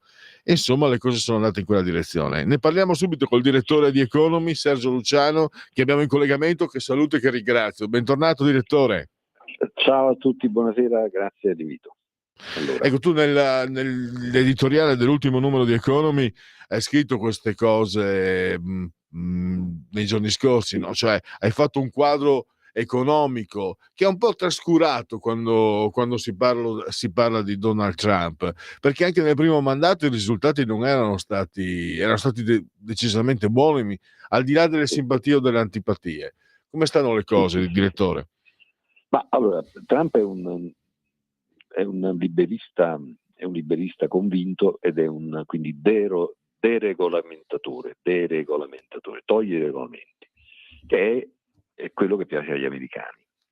Il contrario di quello che fa l'Europa, che regola pure la lunghezza degli zucchini, ed è quello che serve all'economia americana per entusiasmarsi. Per cui questa cosa tendenzialmente funziona in America. Inoltre, quello che non dobbiamo assolutamente sottovalutare è un'enorme carica di pragmatismo e di buonsenso che Trump ha dimostrato di avere. Se voi pensate, se noi pensiamo tutti noi insieme, a questa strana volontà di dire due cose che sembrano in contraddizione: Make America Great Again, facciamo di nuovo grande l'America da una parte, dall'altra non faccio guerre. E questa è una cosa che sembra ancora una contraddizione, perché per essere grande e potente in teoria io devo far paura a tutti, no? Ma se io faccio paura a tutti, le guerre non neanche le cominciano, quelli ai quali io faccio paura, che è una considerazione di buonsenso che Trump fa. Quindi lui dice sostanzialmente noi siamo talmente forti, grandi e potenti che la gente deve fare quello che diciamo noi, se no se ne pentirà commercialmente, economicamente, anche militarmente se serve, perché noi siamo veramente i numeri uno di gran lunga e quindi ci devono obbedire. Devo dire che questa convinzione, diciamo, di per sé è metà dell'opera, perché significa che tu hai capito di essere forte. Se uno forte non capisce di esserlo, è come se non lo fosse.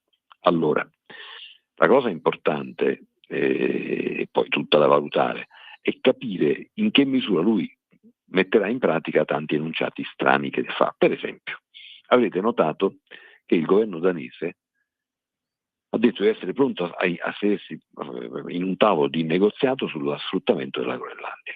Ora, questa manifestazione di disponibilità, come risposta a una provocazione incredibile che Trump ha fatto da un discorso ufficiale dicendo che sono pronto a invadere militarmente la Groenlandia, mi fa pensare, perché è segno che se questi qua, anziché dire abbiamo ascoltato con divertimento la battuta del presidente designato, se avremo bisogno di consigli chiederemo, ma non ci sembra che bisogno. Cioè, anziché mandarlo a stendere, sto dicendo, quelli hanno detto no, parliamone. Ma se questi dicono no, parliamone, significa che hanno la coda di paglia, no?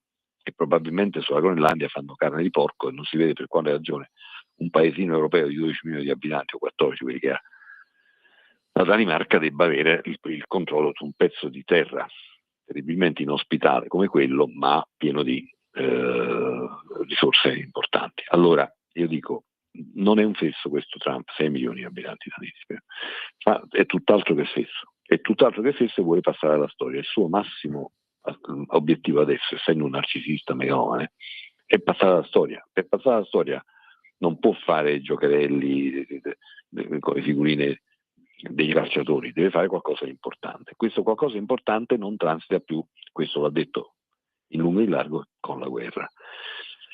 Vi dirò, si sorprenderà tra i suoi primi ordini esecutivi. Questa cosa io sui giornali non l'ho letta, ma lasciamo perdere, è inutile leggerli per molte ragioni. Ha eliminato l'obbligo, ok, di comprare auto elettriche. Ok? Ora, chi è il suo maggiore alleato? Chi è stato il suo maggiore alleato? Chi era in primo piano lì vicino a lui? Musk, no? E che fa Musk, il principale mestiere? Uno dei due mestieri principali di Musk, oltre a quello dei satelliti delle telecomunicazioni, è produrre auto elettriche, Tesla, giusto? Esatto. E cazzo, guardate che lui ha fatto un ordine esecutivo, vi leggo l'ANSA, se mi permetti, leggo un attimo. Prego. Trump revoca l'obiettivo di Biden sulla vendita di veicoli elettrici. Era il 50% entro il 2030. Donald Trump ha revocato l'ordine esecutivo di Joe Biden che fissa il target del 50% di vendita di nuovi veicoli elettrici entro il 2030. Se questo è l'amico di Musk, li voglio tutti così. Non so se mi spiego. Quindi, insomma, stiamo attenti perché l'uomo è tutt'altro che fesso. Ma questo limite non è anche fatto per fermare la potenza della Cina su questo fronte, che ha le materie prime, eccetera, eccetera. Tutto sommato Musk fa auto d'élite, magari a lui più di tanto può interessare o meno questo limite. Invece è un limite che non questo limite, questo aver tolto l'obbligo, mi sembra che sia, vista così, sembra una svolta cioè viene giù tutto il castello che ci è stato raccontato in questi anni, Lui ha l'ambiente. revocato il Green Deal, lui è uscito dal Green Deal. Sì. Dice sostanzialmente che questo Green Deal è un cumulo di fesserie.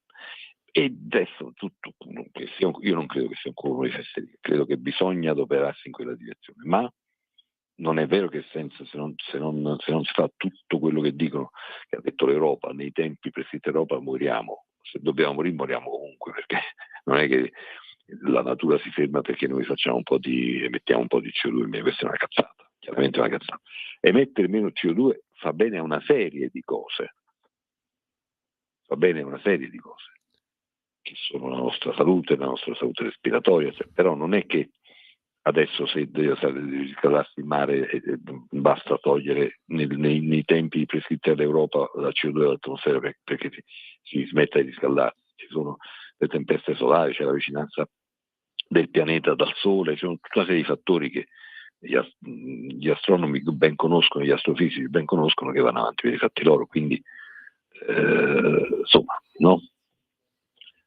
Quindi insomma... Sì, tra l'altro ci stavo pensando, questo tipo di follia. Io ormai sono un boomer, no? Quindi comincio a essere antico. E tu grosso modo siamo della stessa generazione. Era Greta, eccetera, erano cose già viste negli anni 70. Io mi ricordo una rivista prestigiosa che lo è ancora, Scienza e Vita, febbraio 1979, me lo ricordo benissimo. Il CO2 sta uccidendo il pianeta. Poi mi ricordo articoli che dicevano nel 2000 non ci sarà più petrolio, cioè il mondo doveva finire. Adesso non sto dicendo che non sia importante l'ambiente, ci mancherebbe, però ripercorrere quella strada catastrofista che è stata in qualche modo sorpassata e smentita 50 anni fa ormai, perché sto parlando dei metà anni 70, effettivamente, andando addirittura incontro a un tracollo pesantissimo come quello sull'auto elettrica, che c'è. Va bene, respireremo aria buona, ma moriremo di fame. Cosa esatto. dici? Esatto, no, sono d'accordo. Io voglio dirti, io penso che avremo delle sorprese interessanti, non tutte, ovviamente, perché questo è uno che poi, insomma, come dire, ovviamente è uno che fa di testa sua, che non ascolta nessuno, però è anche il mestiere del Presidente degli Stati Uniti. Aggiungo, nel suo discorso di insediamento lui ha fatto una tirata contro il narcotraffico di rarissima durezza nella storia delle ultime presidenze. Tutti a parole sono contro il narcotraffico, contro le droghe, contro i trafficanti di morte, i spacciatori di droghe pesanti, ma le parole che ha usato lui sono pesantissime. Ha equiparato i narcotrafficanti ai terroristi. Ora, guardate che i narcotrafficanti sono dietro l'angolo, cioè Washington e New York sono pieni di uomini narcotrafficanti.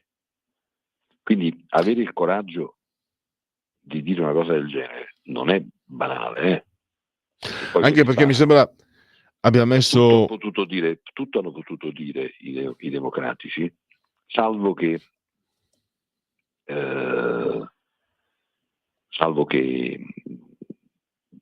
si sia inventato l'attentato. Hanno veramente tentato di ucciderlo, no?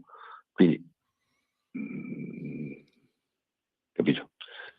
Quindi adesso lui è stato durissimo e vediamo. È un'altra cosa importante. Perciò sto dicendo, secondo me potrebbe essere bravo. Poi sull'Europa, ragazzi, l'Europa, quante volte l'abbiamo detto da questi microfoni? L'Europa politicamente fa ridere, cioè, per non dire che fa piangere, cioè, non funziona niente, non si parla, siamo fermi a una visione preistorica delle dinamiche economiche reali, siamo intortati di tutta questa cultura woke delle balle che nuoce innanzitutto alle minoranze perché le rende invise alla maggioranza e quindi alla fine pagano pegno. E l'Europa politicamente non esiste, quindi Trump l'ha detto, non ha invitato le autorità europee. A Meloni ci è andata di suo. Ecco, quello che... Chapeau. Direttore, scusami, quello che mi ha colpito, no, per come ho imparato, per quello che posso aver imparato io, comunque da un po' di anni seguo anche da dentro. Allora, Trump è quello che ha le carte. Se tu sei un politico, gliele devi andare a vedere, se no cambia mestiere. E ieri, appunto, l'hai appena detto tu, l'Europa non c'era. Ma questo è davvero preoccupante, molto preoccupante, perché non penso che Giorgia Meloni, con tutto il bene che le possiamo avere, possa reggere da sola. C'è bisogno dell'Europa che tratti con Trump, ma che vada a vedergli le carte, non che facciano i susseguiosi perché lui dice maschile, femminile, eccetera, eccetera. Io non avevo mai visto un punto così basso nel modo di fare politica. Non so cosa ne pensi tu.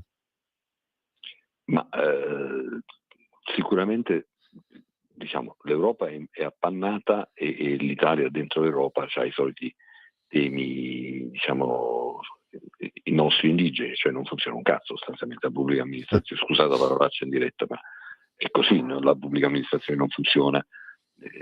Tra l'altro continuiamo a fingere che funzioni, ma non è così. Per esempio, adesso si discute tanto della giustizia, no? E quindi separazione delle carriere. Io sono assolutamente favorevole alla separazione delle carriere e a una riregolamentazione che tolga il potere enorme, direi esclusivo, che hanno le procure sulle persone, perché nel momento in cui l'unica giustizia che funziona è quella cautelare, gli arresti cautelari, sequestri cautelari, eccetera, la gente nel frattempo morì. Se uno è innocente e viene colpito da quelle misure, intanto che arrivano le assoluzioni passano 1, 2, 3 anni che ti rovinano la vita. Questa è una cosa da paese del terzo mondo. Però innanzitutto la giustizia è una macchina che non funziona sul piano amministrativo, non hanno informatizzazione, hanno poco personale, quel poco non è formato, non è in grado di adeguarsi le leggi sono scritte malissimo e il Parlamento, con tutti i parlamenti, anche questo che oggi ha una maggioranza forte di centrodestra, continuano a farne di peggio, non si trovano, ma guarda, è tutto un casino questo scandalo CGIL contro INPS, ma altro non è che la legge Fornero, che prevedeva l'allungamento di 3 mesi dell'età pensionabile ed era stata caricata nel programma di simulazione che l'INPS mette a disposizione di noi cittadini, questo cambio di durata. Si erano dimenticati che il programma fosse programmato così. La legge Fornero prevede la stessa cosa, ma c'è stato un decreto che ha sospeso quella norma per il 2024. Questo decreto va rinnovato per il 2025. Il programma ovviamente non lo sa, quindi cambiando l'anno il programma ha detto benissimo, siamo all'anno nuovo, 3 mesi in più. A CGIL se ne è accorto, scandalo. Non è uno scandalo, è insipienza, è incapacità, è che non funziona niente. tutto questo del nostro paese, con buona pace della Meloni che ci sta provando, non è cambiato, anzi non fa che peggiorare, purtroppo. E l'Europa è questa roba qui, un po' meglio in Germania forse, che sono un po' più ordinati, ma in Francia per esempio si sta rivelando che la pubblica amministrazione francese, che era famosa, non è più tale. E il risultato qual è? Che l'Europa non esprime leadership, non esprime politica comune, non esprime politica estera comune, lontanissima dalla difesa comune. Il nuovo patto di stabilità fa schifo, ci blocca senza ragione l'autorità bancaria europea dai numeri. Cioè, dice, ma tu vuoi andare in America? Ma io sto qui perché sono italiano, ho 64 anni, si mangia bene, i posti sono bellissimi, ho tanti amici, che c'entra? Stiamo parlando di amministrazione, stiamo parlando di politica, stiamo parlando di modelli di sviluppo. L'Italia è il solito casino, l'Europa non ha un modello di sviluppo. Punto. Un'ultima domanda, direttore, prima di lasciare i tuoi impegni. C'è il timore sui dazi? È giustificato? Beh, in parte sì, perché lui nella politica di recupero delle posizioni economiche dell'America, che poi sono perdute, tra virgolette, tutto va bene in America salvo il debito pubblico. L'America comincia ad avere lo stesso debito pubblico dell'Italia, con la differenza che non ha risparmio privato. Cioè, le famiglie sono tutte investite in borsa, bene, ma hanno tutte molti debiti privati. Quindi se una famiglia media ha 100.000 euro investiti in borsa, che va bene la borsa, quindi ci guadagnano, complimenti, però c'è anche 100.000 euro di debiti, e non per la casa, che ha una garanzia reale perché il mutuo casa è garantito alla casa stessa, ma per le rate della carta di credito con cui comprano da vivere. Quindi il debito pubblico americano è forte come quello italiano e non è bilanciato dalla privata ricchezza. Il resto, gli altri parametri vanno bene. Allora lui che cosa deve fare? Deve trovare modi non fiscali, perché se mette mano alle tasse la gente non va a quel paese, per far incamerare soldi al paese. E uno di questi modi è il dazio. Bisogna vedere dove si ferma, perché poi anche l'America esporta tanto, quindi se mi metti un dazio troppo pesante io poi metto un dazio di rappresaglia, anche quindi tu Stati Uniti da una parte guadagni, dall'altra parte ci rimetti, e quindi bisognerà vedere in concreto le trattative, però sì, qualcosa su cui lo farà. Siamo alla fine, al termine. Io saluto e ringrazio Sergio Luciano, direttore di Economy, grazie ancora e risentirci a presto, direttore. Grazie a voi, arrivederci.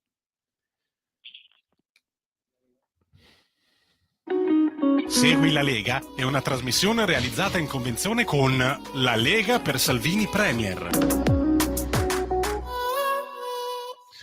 Legaonline.it, scritto legaonline.it, sono sul sito dove si può fare di tutto. Vi ricordo anche che sabato e domenica si raccolgono le firme anche nelle piazze, nei gazebo, per Difendiamo chi difende gli italiani, raccolta firme a sostegno delle forze dell'ordine, ricordando le proposte della Lega nel DDL sicurezza. Firma anche tu ai gazebo su Lega Online. Poi potete aggiornarvi con il calendario delle feste e poi potete iscrivervi, è molto facile, semplice, si versano 10 euro, si può fare anche tramite PayPal, senza nemmeno vi sia la necessità che siate iscritti a PayPal. Quindi il codice fiscale e gli altri dati richiesti, e vi verrà successivamente recapitato la maggiore per via postale, ma se di mezzo ci sono poste italiane io raccomando personalmente ampi, profondi, calorosi gesti apotropaci alle femminucce, ai maschietti e a tutti i sessi previsti e anche quelli non previsti, perché io sono molto inclusivo. La tessera Lega Salvini Premier, l'atto di autodeterminazione civica, il 2 per 1000 sono soldi che lo Stato li ha, lo Stato se li vuole tenere, noi perlomeno possiamo dire dove spenderli. Questo è una redazione della Lega, quindi noi con cuore leggero e gioioso vi indichiamo il D43, il 2 per 1000 per la Lega. Scrivi D43 nella tua dichiarazione dei redditi, non ti costa nulla. D di Domodossola, 4 il voto in matematica, 3 il numero perfetto. E infine le apparizioni radio-televisive dei protagonisti della Lega, i suoi eroi, i politici. E andiamo con alle 19:15 Rossano Sasso, Isoradio. Poi abbiamo domani Marco Dreosto, senatore a Rai News, in ora presta perché vi parla alle ore 10, Rai News 24, il vice ministro delle infrastrutture Edoardo Rixi, All News TGcom 24 e 10:15 sempre domani. E quindi direi che con questo abbiamo finito. io concludo ringraziando Donna Sveva, Lorenzo il Magnifico, favolosamente sulla tolla di comando e regia tecnica, e grazie a tutti voi per aver scelto anche oggi Radio Libertà. Avete ascoltato Oltre